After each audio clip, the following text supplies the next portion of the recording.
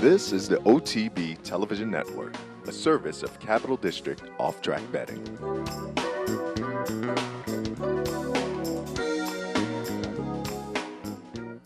They're at the top of the stretch, and the leader is Tapiture, and he's full of run, opening up to lead by 3. Strong Mandate now takes up the chase in second. Right on Curlin gives way third. Tapiture by 2.5 lengths. Strong Mandate is in second. Right on Curlin third, but it's Tapiture. He's going to prove much the best in the Southwest as he finishes with a flourish. Tapiture wins by 4. Strong Mandate clearly second best.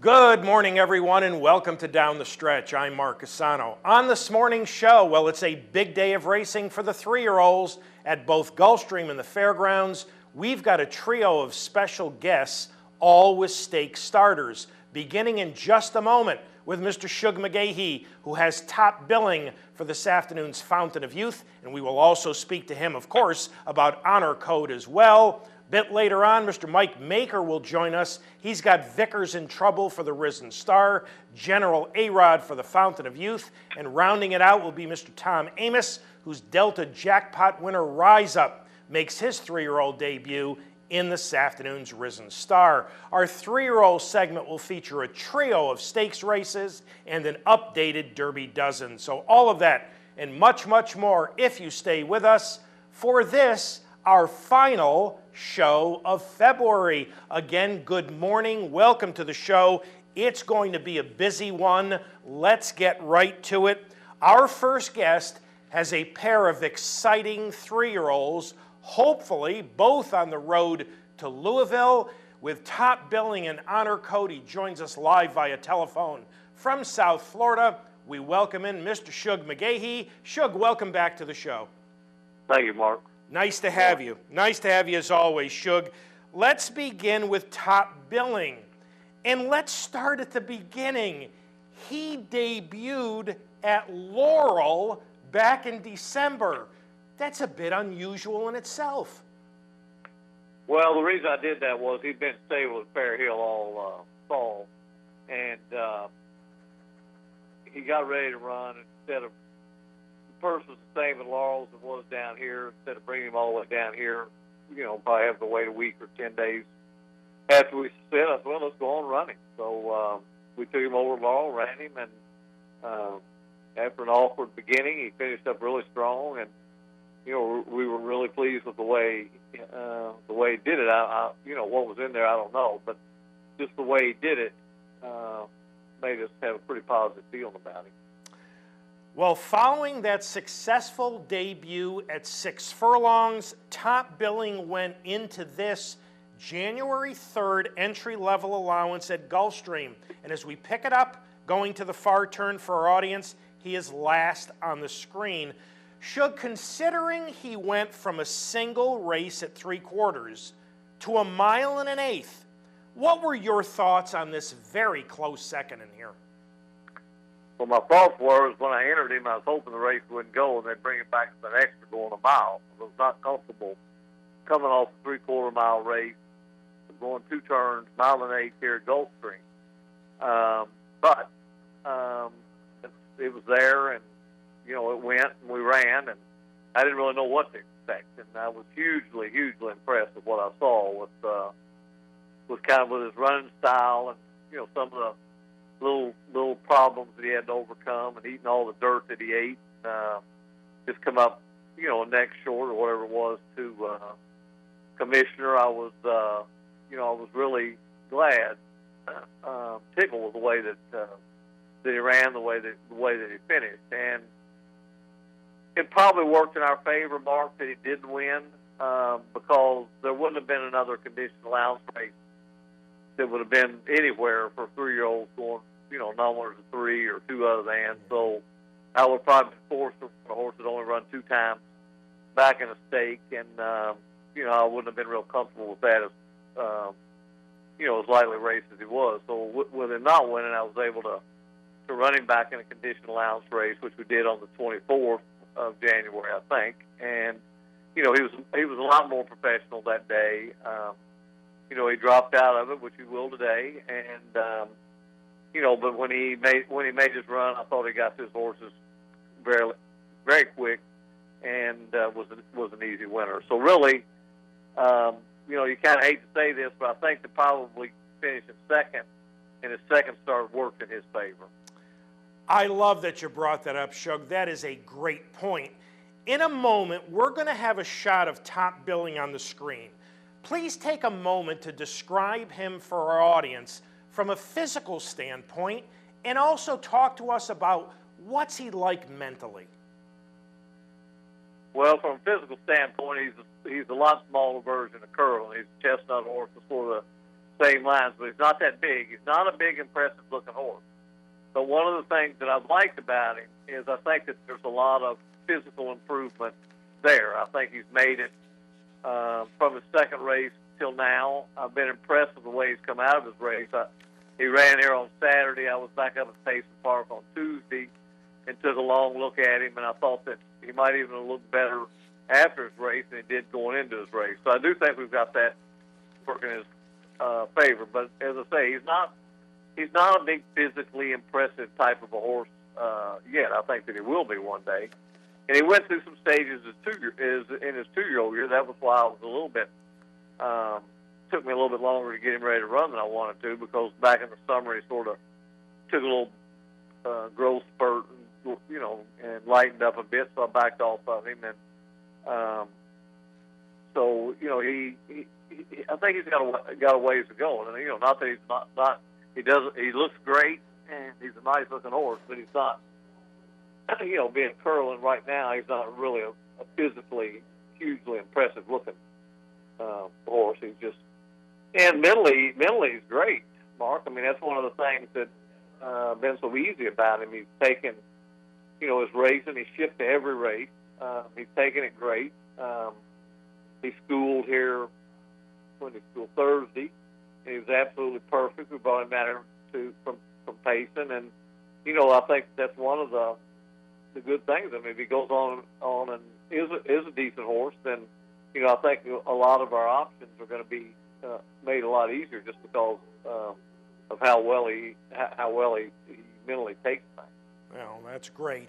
Now, you touched upon this a bit earlier. We're about to take a look at a piece of his last start, this January 25th Gulfstream allowance. Again, for our audience, as we pick it up to the far turn, Top Billing will be just entering the screen. But Shug, what I like so much about this effort was when he put in that sustained run wide around the turn, he actually got to Surfing USA, the leader, in upper stretch. That was pretty impressive.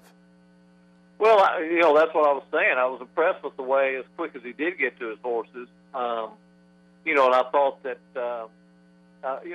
he was a pretty easy winner. Now, we were worried about Surfing USA because it looked like he was going to be on the lead or close to it by himself. And but when he kicked into gear, I mean, he really kicked into gear. So it'll be interesting to see if he's able to do that when we step up a little bit this afternoon. It's interesting, maybe Top Billing getting a little more attention because of what Orb did last year, similar running style, similar type of win at Gulfstream, getting good at the same time of year. Shug, are there any similarities really between Top Billing and Orb? Mark, that's been a pretty popular question this week. Not really. When Orb would do things at this time of the year, he went a half in 49. Wow. It's not that way with Top Billing. Top Billing is not. He doesn't wow you off your feet with what he does. He does what he needs to do, and he's always been that way. when Jen had him at Fair Hill, I mean, she used to do a lot of different things with him. And one of the things, he always seemed to like a target, something to run at. And then sometimes we put him, a little bit of a head and neck in front and kind of fool with him that way. But when he goes, I mean, like running into the dirt before he ran, you'd have to kind of make him run into it. I don't really think that's the concession now, but I think, we don't think we have to worry about that with 13 posts, but today. But he does what he needs to do, and earlier in the winter, when we breeze him, you'd have to kind of maybe ride him a little bit. You don't really need to do that now, so he is learning, and so those similarities, really. There really isn't a whole lot, except maybe kind of the running style and, where they, both of them are coming out of AO then in January at Gulfstream, coming back in the Fountain of Youth, and, but we'll have to see where, I know where Orb took us, and now we'll have to see where Tom Billings is going to take us. The extremely difficult 12 post going 8.5 furlongs later this afternoon. Your thoughts? Have you had a discussion with Joel? Will you have a discussion with him? I mean, really, what can he do from out there? My discussion will be is to try. Hopefully, the speed will show on the inside of him, and we can save some ground going around the first turn. And when you go down the backside, get him in position to where if he's good enough, he's got a chance. Yeah. And he's gonna have to take it from there. All right, let's. I'm not going to take his running style away from him. Yeah. I think there'll be enough speed in there to where he can kind of settle in when he needs to. And I mean, Joel's a great rider, and he's going to know what to do when he needs to do it. All right, Shug, let's move to Honor Code, and as our audience watches him stalk that ridiculously slow pace back in the Remsen. Remind us, tell us, what was it that has set Honor Code back this winter? Okay. Say that again, Mark. As far as Honor Code, Shug, tell our audience, what was it that set him back time-wise this winter? Mark, when after he ran in the Remsen, he had a testicle up the side of him. We sent him to Kentucky. And had it taken out. Whether it bothered him or not, I don't know, but it bothered me knowing it was there, and I knew we could take it out, and it doesn't cause any problems anyway. And he had a complete physical go over there by Dr. Bramlage, and everything was perfect. When I got him to Payson Park, he'd had about a week off, and we started him training, and I breezed him a couple times, and I just think we stressed him a little bit with all we'd done. His back ankles were bothering him, and so I just backed off of him for a week to 10 days, and I brought him to Gulfstream to where thinking maybe that the deeper surface at Payson might not be as good for him as maybe a little bit of a firmer surface that he could bounce over sort of down here, and I think something's worked. I mean, I think his two works have been very good. I mean, some people said something about, well, he worked fast the first time he worked. Well, a lot of times off long layoffs, they'll do that, and they'll kind of come back to their own, which he did here last Wednesday in a very nice work where he went 49 change, galloped out 2, which I thought was, very good. I'll come back this Wednesday being equal and working 5/8, and probably then maybe put him in some company and to see where he takes us to. Where I hope it's the Rebel at Oaklawn, but we'll just have to see how he does. This morning galloping, I thought it was the best I'd seen him go. I thought he had his best morning this morning that he's had all winter, and I just think that probably off the layoff, off the change of track, maybe coming off the Remsen too, that maybe I just stressed him a little bit, stressed those ankles a little bit, and he just had a hard time fighting it all. But hopefully, now with just a bit of a break, we've gotten that under control. Shug, what kind of a difference, if any, do you think it's going to make to Honor Code that he is now going to have a condensed 2-race prep schedule leading up to the first Saturday in May.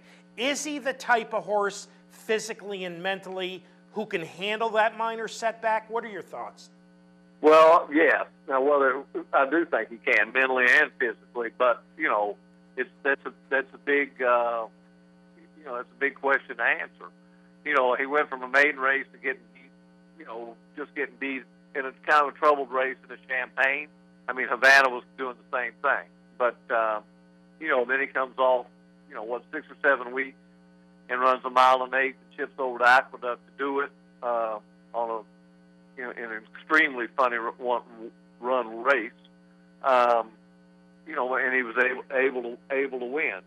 I think that he grew up a lot. I mean, Javier told me that he was an entirely different horse from Champagne to the Remsen. He said even going to the post, I could tell him. And I think he is very athletic. When I was getting him ready to run, he was at Saratoga this summer. Mr. Ferris kept saying, "Hey, it's AP Indy, we don't need to be in a hurry. AP Indy, we don't need to be in a hurry." And I told him, I was driving up there, and I called him, and I told him, I said, "Now, this horse is going to get himself ready to run." I said, "I'm not going to get him ready to run. He'll get ready to run while we're up here." And he'd gotten ready to run, really before I ran him. I just didn't want to run him with the way he was, going 5.5 or 3/4 or something. So I waited for the 7/8 race. So I think that if he continues to go in the direction that I saw this morning, I don't think that'll be a problem. Obviously, maybe I wish I'd had, sort of the same campaign that Orb had last year, an allowance race or the Holy Bull or something, and then back in the Fountain of Youth, Florida Derby or Wood, but I don't. So, but the other thing is he doesn't have to run in the Kentucky Derby, and we've discussed that. And the same thing with Tom Billing. I think they're both very, very, very nice horses, and I hope they both deserve to run in it. But if either one of them have a setback or if Honor Code doesn't go the way I want him to go, there's plenty of good races from the 1st of May till the 1st of December. So we're all on board with that too. I'd hate to mess him up now and then look up and when the Peter Pan's running, be thinking, man, I wish I had Honor Code or Tom Billing in there. So that's kind of the way we're thinking. I mean, sure, we do hope that Tom Billing runs a huge race today to where we can go forward to him, and if Honor Code gets where we want him to go, that he gets to the Rebel and runs respectable there to where we can go to whatever the next stop, whether it be Wood Memorial or be back Arkansas Derby or something of that sort. Shug, before we let you go this morning, quickly, you've got Reload for this afternoon's Canadian Turf. And it took a while to get him on grass, but his turf debut and last was pretty impressive. Talk to us about Reload. Well, I think if he shows up this afternoon, he'll run a good race. I mean, he's trained good. He's at pace too. He's trained good up there. He acts like he's good and sharp, but sometimes I thought he's been that way, and then he'd go over and throw a clunker in on me. Now, what we're obviously hoping is that the clunkers are over with the grass, and he likes the polytrack at Keeneland also. But I think that I'm just hoping that with his pedigree and stuff, that the grass is going to be the answer. I worked him on the grass, probably March of last year and up there, and it wasn't particularly impressed. I mean, it wasn't that he didn't do fine, but he's been a lot more impressive this year. When we ran him the first time, we thought he would run well, but then again, this is a step forward, and he's going to have to show up this afternoon against a pretty good group of horses. Shug, as always, we appreciate your time. Thank you so much for having joined us this morning on Down the Stretch. All the best later this afternoon with Top Billing and Reload. All the best a few weeks down the road with Honor Code, and we'll look forward to speaking with you again very soon. All right, Mark, thanks. Thank you, Shug. Shug McGaughey, ladies and gentlemen. A couple of fascinating and talented 3-year-olds. Okay, our stakes review, we're going to begin with the Southwest at Oak Lawn at 1 mile and a 16th, field of 12. The even money favorite, number 7, Strong Mandate. making his first start since a good third in the Breeders' Cup Juvenile last fall from a difficult post. Second choice at 5-1, number 2 Tapiture, making his first start since breaking his maiden in the Kentucky Jockey Club last November. On last week's show, on our Derby list, Strong Mandate number 7 versus Tapiture number 12. For the call of the Southwest Stakes, here's Frank Miramati. Set for the Southwest. And they're off. Walt breaks out very swiftly, as does Tanzanite Cat. There goes Kendall's Boy now rushing into contention, and Louis Flower is headstrong. Louis Flower takes the lead into the first turn. On the far outside, Ride on Curlin went about 8 wide into that turn. Tapiture moves through along the inside to be a joint third. Coastline is right next to him. Paganol is in mid-pack, about 4 lengths off the early tempo. On the inside, Bourbon Eyes gets a ground-saving journey. Strong Mandate is about 6 lengths off the lead. He wasn't quick out of the gate, and he's caught very wide. In behind him comes Son of Dixie, and Fire Starter is at the back. Down the backstretch they go. Ride on Curlin puts his neck in front. Tanzanite Cat is one from the rail. Tapiture is on the fence. Strong Mandate moving up widest of all. Kendall's Boy just inside of him. Coastline is comfortable. He's only 2 lengths off the lead as they run down the backstretch. Paganol is at the rail. Louis Flower is losing ground steadily into the far turn. Extreme outside, Fire Starter. He'll have to cover quite a bit of real estate. He's about 10 lengths off the lead. At the rail comes Bourbon Eyes with Son of Dixie. They're midway on the far turn, and Tapiture is the new leader. Tapiture puts his neck in front. Ride on Curlin second. Strong Mandate is asked to get after them from third. Coastline is under pressure. On the outside of him comes Walt. They're at the top of the stretch, and the leader is Tapiture, and he's full of run, opening up to lead by 3. Strong Mandate now takes up the chase in second. Ride on Curlin gives way third. Tapiture by 2.5 lengths. Strong Mandate is in second. Ride on Curlin third, but it's Tapiture. He's going to prove much the best in the Southwest as he finishes with a flourish. Tapiture wins by 4. Tapiture rated kindly while inside of rivals down the backstretch, then kicked away for a 4 1/4 length victory over Strong Mandate to win the Southwest Stakes for Steve Asmussen and Ricardo Santana Jr. Now, while the inside post was beneficial with a short run to the first turn, Tapiture showed a dimension in here that was missing in his 4 races last year. He relaxed, and that isn't necessarily easy when you're inside with pressure being applied from outside. But I thought that was a major step forward for the son of Tapit. And because he conserved his energy early, Tapiture was able to kick away when it counted in a very fine 3-year-old debut. Asmussen has since strongly hinted that Tapiture would use Oaklawn's series of races, the upcoming Rebel and Arkansas Derby, as his next 2 starts. In defeat, Strong Mandate ran pretty well in his 2014 debut. Got caught outside of some bumping in the first turn, then made an early wide run to get into position, but proved no match for the winner. When Strong Mandate won the Hopeful last year impressively, he looked like he could be special. Now, he hasn't won since. That doesn't necessarily mean he can't still be special, but he remains a work in progress. Now, Joel Rosario rode Strong Mandate to a 2nd place finish in here. He also rode Strong Mandate in the Breeders' Cup. But Rosario also rides Kobe's Back, who we're going to see in just a moment. Kobe's Back is scheduled to go next in the Rebel, the same race as Strong Mandate.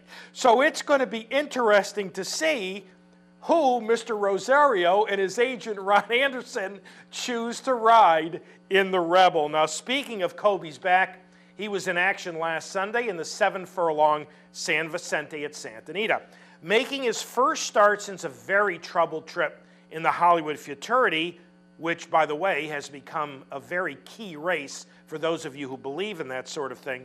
Kobe's Back is number 6 in here. He is the co-favorite at 17-10. As you watch Kobe's Back go 7/8 in the San Vicente, try to determine how he's going to be going back to 2 turns. So for the call of the San Vicente, here's Trevor Denman. Goes in, gates closed, all set. And away they go. Papa Turf very fast into stride, up alongside Cherubim. Those two go on to lead them. Now here comes Grayson's Hope very fast at the rail, and Grayson's Hope now moving up comfortably to take second. Then back to Roger Rocket in the white cap. Kobe's back in the grey. Now 5 off the lead at the rail are Pretty Boy Floyd. They head past the 5/8 pole. Along the inside, Papa Turf, Cherubim on the far side, and Grayson's Hope between them. The three keeping the pressure on one another. They absolutely fly past that half mile. There's a gap of 4 lengths further back to Roger Rocket. Pretty Boy Floyd, and Kobe's back, been patiently ridden from behind, 7 off them. They head past the 3/8 Papa Turf along the inside, Cherubim on the far side. They now go on to lead by 2. Grayson's Hopes drop back in third. Then we come back to Roger Rocket, Pretty Boy Floyd, and now Kobe's back is unwinding, and here comes Kobe's back now. The grey on the outside, Kobe's back coming strongly, has to get to Papa Turf. Homeward bound now, Papa Turf finds more on the lead. Kobe's back, the danger on the outside. They come past the 8th pole now. Cherubim goes on down the centre of the track. Kobe's back goes right by Cherubim now. And Kobe's back. Huge performance today. Look at this guy striding home, handwritten by Joel Rosario. Now you can see why Joel Rosario and Ron Anderson have a tough decision for the Rebel. Making his first start since the December 14th Hollywood Futurity, Kobe's back makes a strong run around the far turn and impressively runs away from the San Vicente field through the lane to score by 5 1/4 in what I thought was a very good-looking effort. Now, the potential problem, or at least a legitimate question. Is Kobe's back simply a very good closing sprinter, or will he be able to stretch out? His best efforts to date have come sprinting, but his one route race was probably not a true indicator of his 2-turn ability. He drew post 12 that day, found all kinds of trouble, clipped heels. So Joel Rosario and Ron Anderson, they had enough faith to travel cross-country, give up the mounts at Gulfstream that day to ride Kobe's back. Now, who do they ride in the Rebel? Do you ride Strong Mandate, who's proven around, well, somewhat proven around 2 turns? Or do you ride Kobe's back, who is extremely good at sprinting, but almost completely unproven around 2 turns? That's going to be a very interesting decision. Final 3-year-old race, Northern California on the synthetic at Golden Gate, the El Camino Real Derby. The most interesting thing about this, it's an early season race at 1 1/8 miles. I think there needs to be more of these. I don't profess to know a great deal about Golden Gate. All I know is I think they made the wrong favorite in here. They made Enterprising the 13-10 favorite over Tamarindo. Enterprising's number 5, Tamarindo's number 4. I mean, Tamarindo had been facing much, much better horses in the past and appeared as though 9 Furlongs was going to be right up his alley. Number 8, Dance with Fate, was the 3rd choice in here at 3.5 to 1.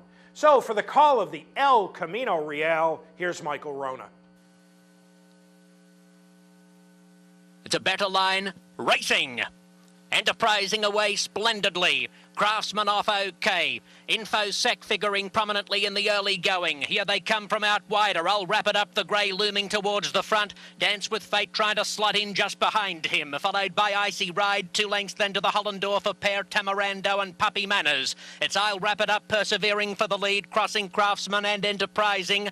And Dance with Fate exposed 3 wide on that turn out of the stretch. Then comes Infosec, 4 lengths off the pace. He's followed by the maiden Icy Ride, who's 3 deep. Puppy Manners the fence. Tamarando splits horses 8th and last. 6 furlongs from home. The field covered by 7 lengths, and it's the grey I'll Wrap It Up at the helm. 1.5 lengths to Enterprising, beautifully poised now in second. Then comes a 3 wide Dance with Fate from Craftsman, who is closer with the blinkers on today, showing improved early application. He's only 3 lengths out of it. Next in the race is Infosec, followed by Icy Ride, Puppy Manners and Tamarando. Past the half-mile pole, it's I'll Wrap It Up by 1 length. Enterprising perched in second, followed by Dance with Fate, Craftsman the Rail, and Infosec the Red Cap. They're followed after 2 lengths by Puppy Manners. On his outside is Icy Ride, and Bays is back at the rear of the field. He's been staying out of trouble and minding his own business thus far on Tamarando. Now he peels him wide and has 5 lengths to make up. Enterprising in the yellow cap being roused to the lead by Stevens. Dance with Fate and Grider trying to match him as they kick away from the early leader. I'll wrap it up, and here comes Tamarando let loose on the outside past the 3/16's pole. Dance with Fate has the lead over Enterprising, a length away to Tamarando, and Infosec on the inside is fourth. It's Dance with Fate the leader, Tamarando grinding after him. Dance with Fate confronted by Tamarando. The Calbred Tamarando puts his head in front and wins the El Camino Real Derby. Tamarando for a pair of Hall of Famers, Jerry Hollendorfer and Russell Bays, rallies wide off the far turn, comes from last to run down a game. Dance with Fate to capture the El Camino by a half. Enterprising weakened to third. The consistent Tamarando was making his 10th career start and probably appreciated the class relief he got in here. Not that Dance with Fate isn't a nice 3-year-old. He was second last year in both the Del Mar Futurity and the Front Runner. But when you've been facing the likes of Shared Belief and Candy Boy, you know, this was a bit of an easier spot. It appears that both Tamarando and Dance with Fate will remain on synthetic for their next starts. Tamarando in the Spiral at Turfway, and Dance with Fate likely to be the Bluegrass at Keeneland. I believe that was about the 100th victory for both Hollendorfer and Bays in the El Camino Real. All right, with those 3-year-old stakes in the books, what did it do to our Derby dozen? Let's take a look. On the morning of February 22nd, we are just 10 weeks to the first Saturday in May. Same 12 as last week, just a different order. The top 6 remain absolutely the same. Cairo Prince, Top Billing, Candy Boy, Honor Code, Bayern, and Shared Belief. Vicar's in Trouble goes from number 8 to number 7. Tapatur, the winner of the Rebel, goes from 12 to 8. California Chrome remains at 9. Havana's at 10. Strong Mandate drops from number 7 to number 11, and Commissioner rounds out the top 12. 3 of our Derby dozen will be in action this afternoon. Top Billing, Vicar's in Trouble, and Commissioner. 2 of them drew well to the outside in their respective races, Top Billing and Vicar's in Trouble. There's a look at our updated Derby dozen, and we are up to our first break on this February 22nd edition of the program. When we return, Mr. Mike Maker will join us as we go to the break, the Santa Maria at Santa Anita. Number 3, Ondine, the slight favorite at 2-1. So we will take a look at the Santa Maria to the break. Back with Mike Maker right after these messages.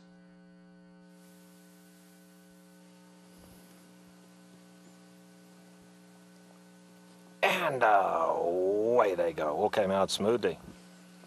Ondine along the inside. Your Hill was going with her, and Io Tapper from the inside gate. Io Tapper will go through to lead them. Let Faith Arise is right there, a joint third.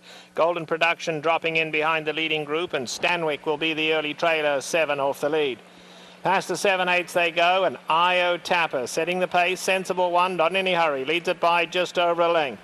Your Hill was taking a nice hold in second. Let Faith Arise alongside of Ondine, a joint third. They're only 2 off the leader. Then we come back to Golden Production, and Stanwyck moving up on the outside of that. 5 lengths would cover the lot. They head past the 5/8 pole, and Io Tapper still in front a half a length. Your Hill were pretty keen to go on from second. They've been followed by Ondine. On the far side, Let Faith Arise. Still the last 2, Golden Production and Stanwyck. 4.5 covers the lot. No change. They have a half mile left to go. Joe Talamo and Io Tapper showing the way a half a length. Your Hill was right there second. Ondine tucked in at the rail, waiting her turn in third. Then comes Let Faith Arise. Stanwyck goes for an early move on the far side, and Golden Production last, now 7 off them. They are coming to the quarter pole, and Io Tapper goes on. Io Tapper the leader. Your Hill comes to tackle. Let Faith Arise, Ondine and Stanwyck. Heads a turn for home. Io Tapper still strong on the lead now. Gets a tap on the shoulder. Goes for home. Io Tapper still the one to catch. Let Faith Arise coming after her from second down to these two now. Io Tapper finding more. Let Faith Arise a game chase from second, but Io Tapper a big performance today. Io Tapper and Joe Talamo win the Santa Maria Stakes. Let Faith Arise second, then Stanwyck and Yahilwa.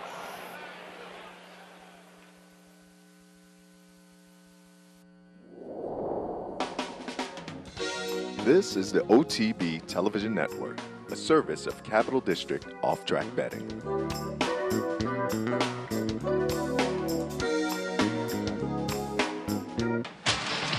Hey race fans, head down to the all-new Clubhouse Racebook and get in the game.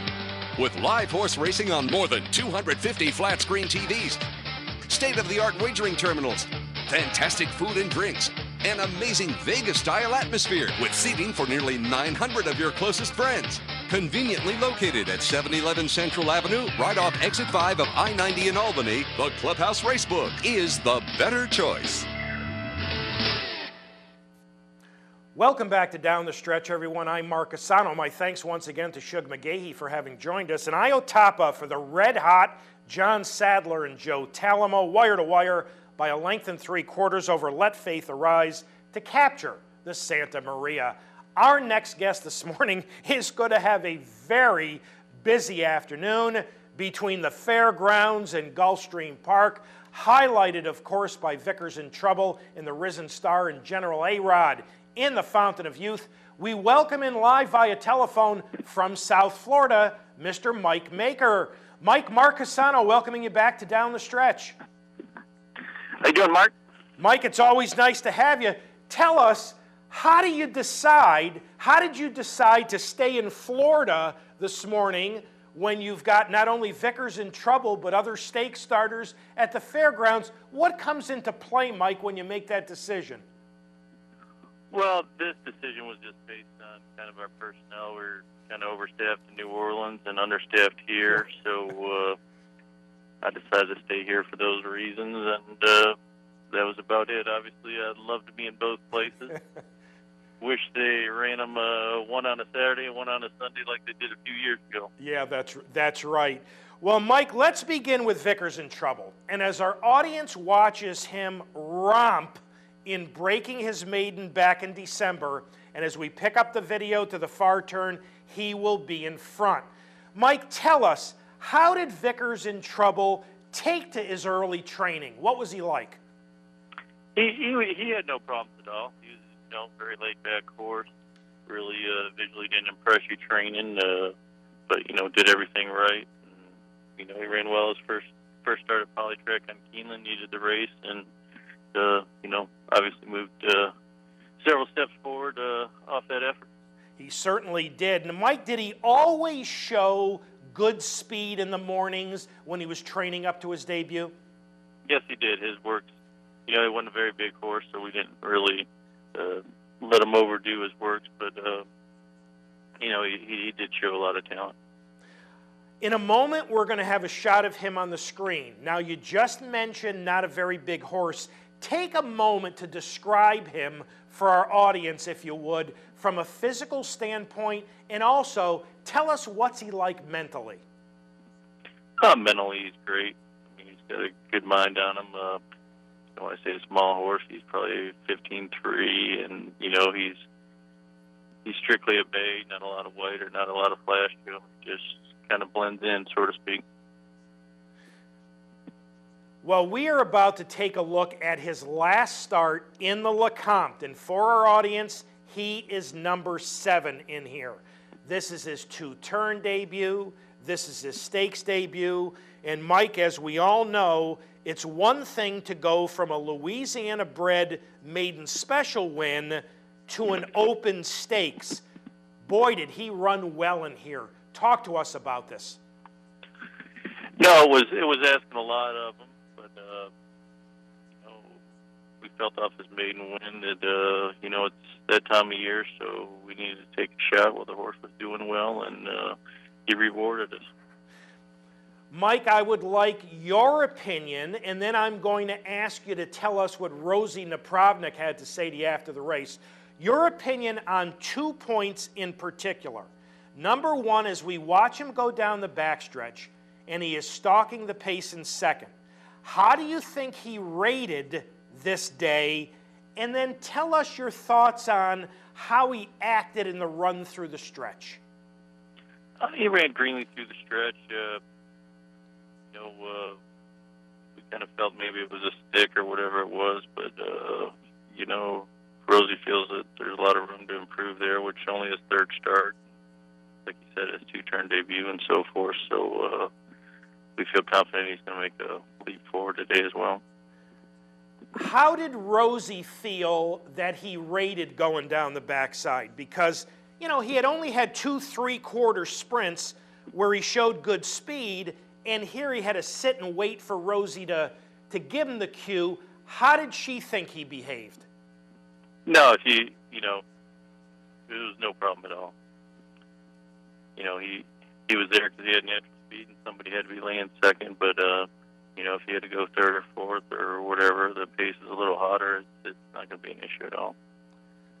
You have drawn well toward the outside this afternoon in the Risen Star.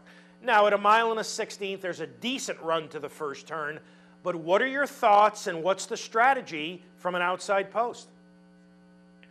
Well, you just hope everybody breaks straight. And, with both field of 3-year-olds, I'm more worried about a horse veering out or whatever than I am, Vicar. He's, he leaves the gate very good, and I think, I think we're as unlucky as we were to get to 14. I think we're very lucky to have the, what appears to be the speed in the race. The 1 and the 2 are next to each other, so I kind of like that. I think that's going to help us a lot. You're pleased with the way he's coming up to this afternoon's race? A moment ago, you mentioned that you thought he was ready for another move forward. That's correct. You like the way everything's going? Coming into the race good? Sure do. All right. All right, let's move to General A-Rod, your starter in this afternoon's Fountain of Youth. Here he is running a very good second in a November allowance at Churchill. For our audience, as we pick it up, he'll be pressing the pace second on the outside. Mike, talk to us about the early training for General A-Rod and, in general, what kind of a colt he was early on. Early on, he showed a great amount of talent. He made a lot of mistakes in the morning, and the light just wouldn't click on, and it came up with a little shin issues that we missed a little time with. So when we finally got his debut at Keeneland, he more or less won that race on sheer talent than he did on training. I felt he'd benefit from a race. If it was up to me, I would have elected to start him 2 turns his first start, but I thought he'd benefit from a race and just to go ahead and working him, preparing him for his first start. Mike, you did something, I guess, somewhat unusual in that he won his debut without blinkers, and then you added blinkers. What was that all about? Well, in his debut, he won. He kind of veered in down the stretch and ran green, so, kind of looked around. And, before he ran, we flirted blinkers on, blinkers off. And I elected to give him a race and, with planning on going to the second start with blinkers, but then when he ran that green link, we decided to put him on. And, right now, as well as he's doing and everything falling into place, I'm not so sure that he needs them.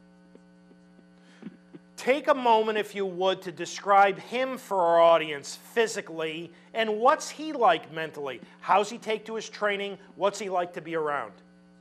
Training, he loves to train. He's a very, aggressive horse to gallop.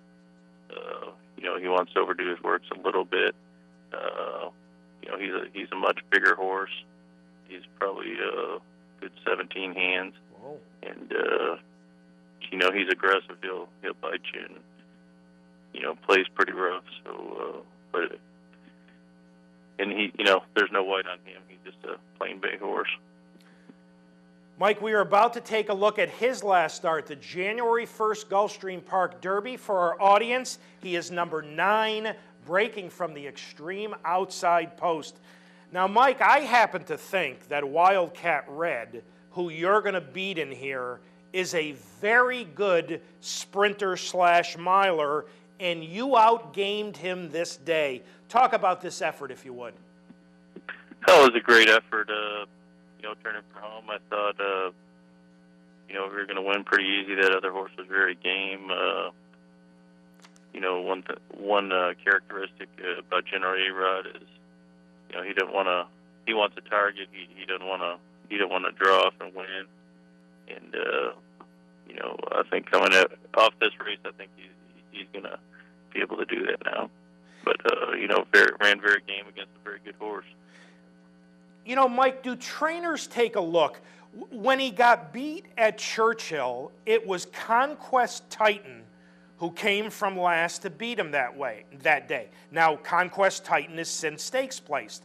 We know how good Wildcat Red is. Do you as a trainer take a look at the company he's keeping to give you an idea just where your horse stands? I do it more so on horses that I get really high on, just to, see if they're proving me wrong or they're just, kind of an illusion. And, General A-Rod, absolutely. Conquest Titan, General A-Rod was facing first-time winners that day, and Conquest Titan was coming out of the Breeders' Cup, so,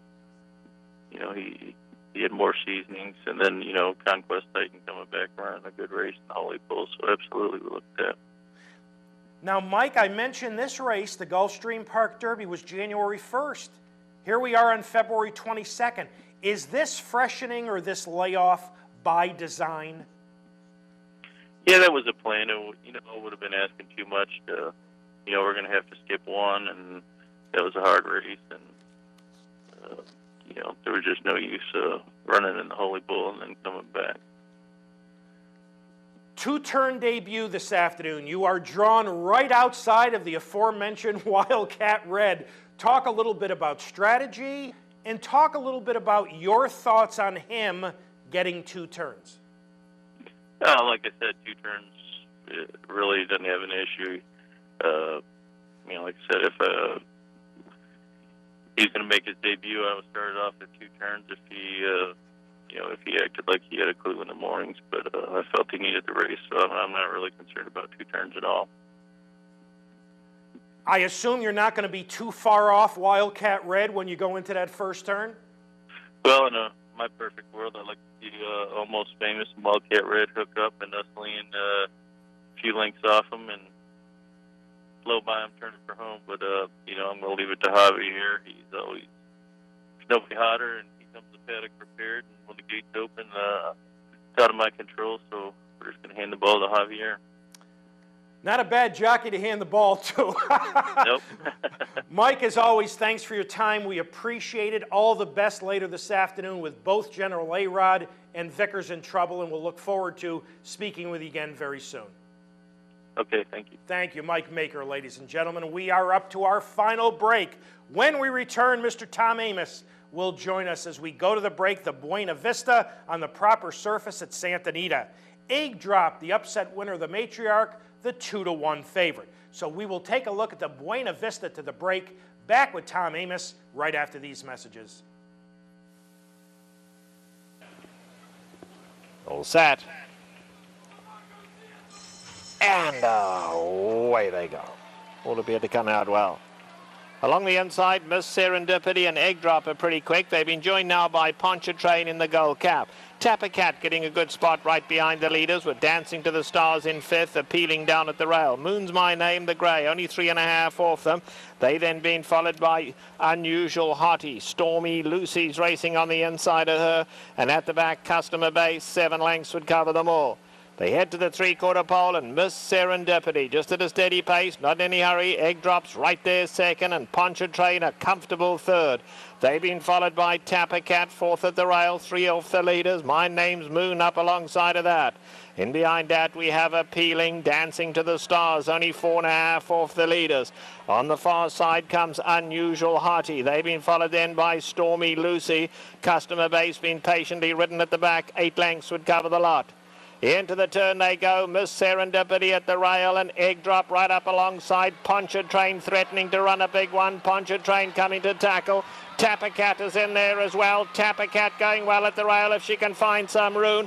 Then Dancing to the Stars. They're at the top of the lane now, and it's Miss Serendipity, Egg Drop on the outside, Poncha Train. And Poncha Train, being very confidently ridden, strikes the front. Tapper Cat still tries to come after them from fourth.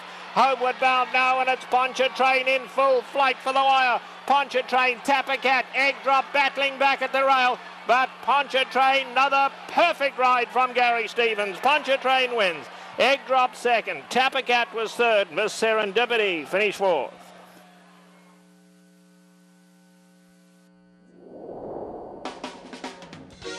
This is the OTB Television Network, a service of Capital District Off-Track Betting.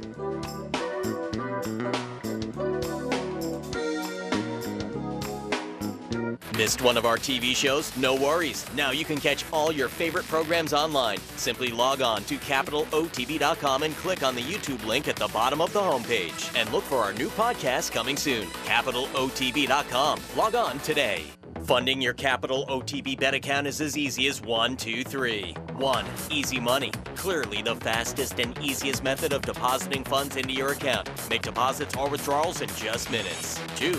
Green Dot Money Pack. Gives you instant access to your funds. Green Dot Money Packs are available at thousands of retailers nationwide. And 3. MasterCard Visa. Simply click on the link from the funding page, enter your account information, and fund your account. CapitalOTBBet.com. Log on today. Welcome back to Down the Stretch, everyone. I'm Mark Asano. My thanks to Mike Maker once again for having joined us. And Poncha Train for Tom Proctor and Gary Stevens wins her 4th in a row by a length over Egg Drop. Final guest this morning brings back Delta Jackpot winner Rise Up for his 3-year-old debut later this afternoon in the Risen Star. We welcome back to Down the Stretch live via telephone from New Orleans, Mr. Tom Amoss. Tom, welcome back to the show. Hey, Mark, thanks for having me. Hope everything's going well. Not bad, although, you know, I'm looking forward more to the first Saturday in May and getting out of February. Tom, it's been tough up here. Let's talk Rise Up. When you received him, well, late summer, early fall last year, what were your first impressions?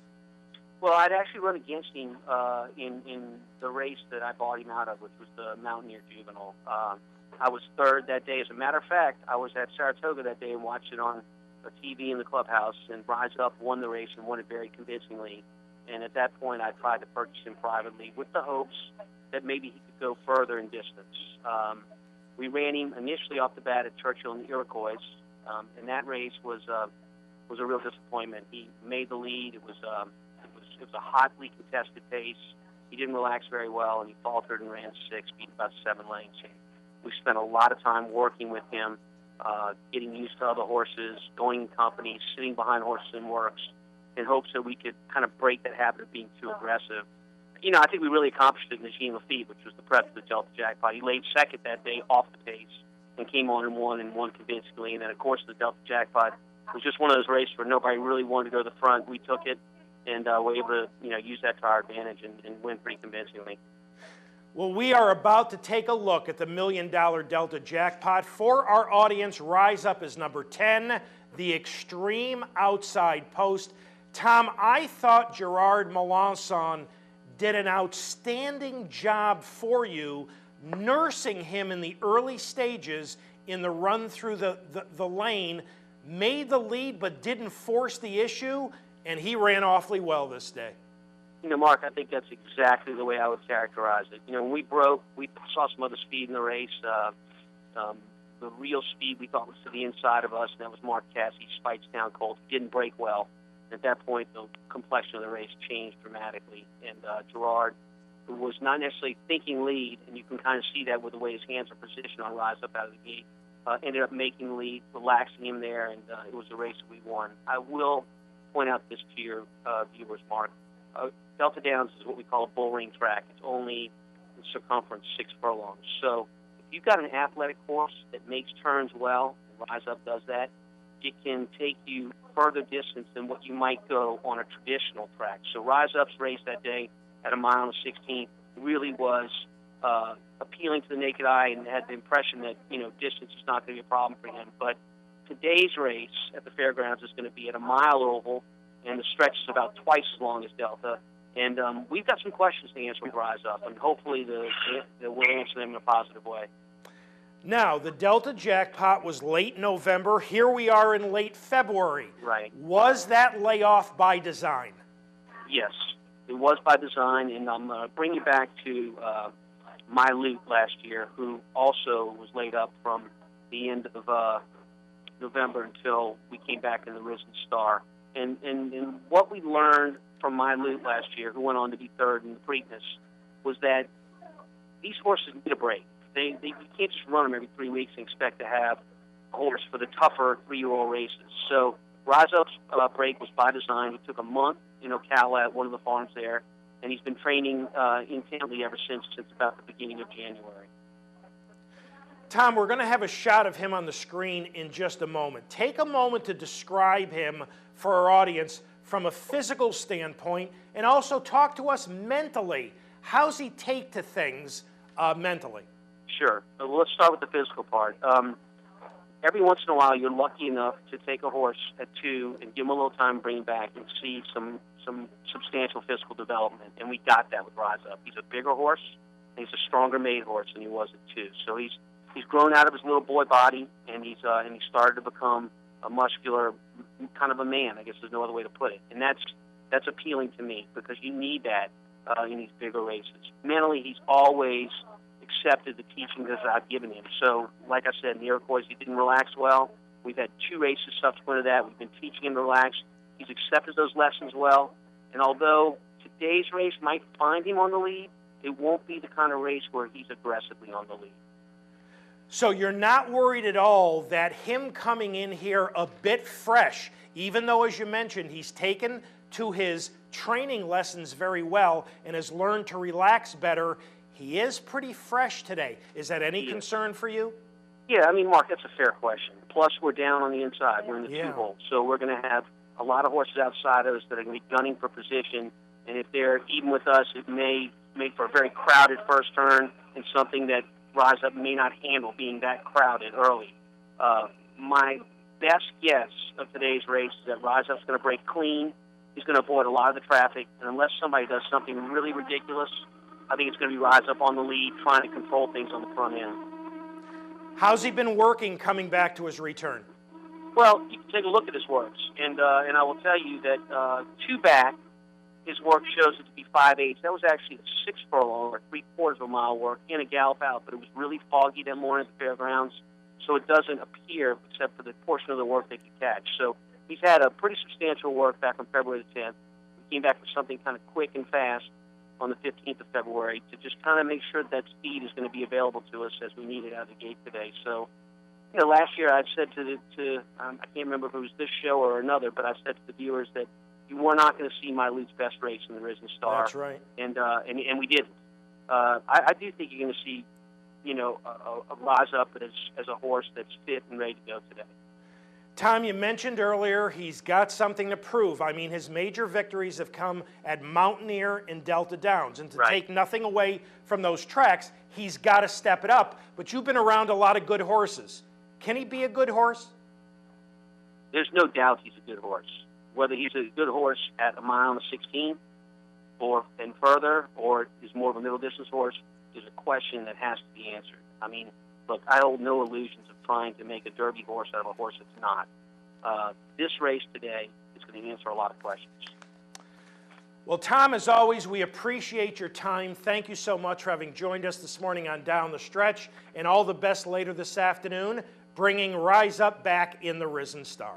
I really appreciate it, Mark. You guys stay warm up there. Thank you, Tom. Tom Amoss, ladies and gentlemen. Time to wrap things up. Time to thank all the folks who helped get this week's show on the air. Here at the studios at the Clubhouse Racebook in Albany, our associate producer, Julie Hoxie, as well as Brian Dorenzo. Back in the control room in Schenectady, Pat Peretta directed and handled pre-production. Thanks to our guests this morning, Mr. Tom Amoss, Mr. Mike Maker, and Mr. Shug McGaughey.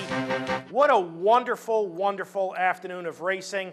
We've got the Fountain of Youth and the Risen Star, of course. We've got numerous other stakes. And at Gulfstream this afternoon, a pair of fascinating allowance races. The return of Normandy Invasion in the 4th, and a very interesting 3-year-old allowance race in race number 6.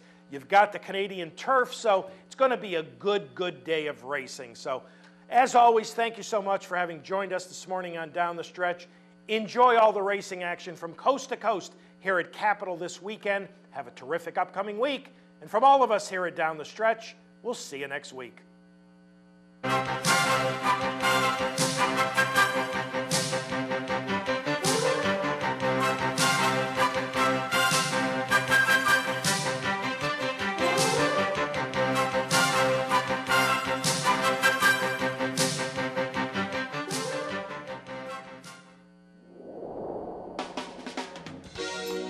You're watching OTB TV, a service of Capital Off-Track Betting.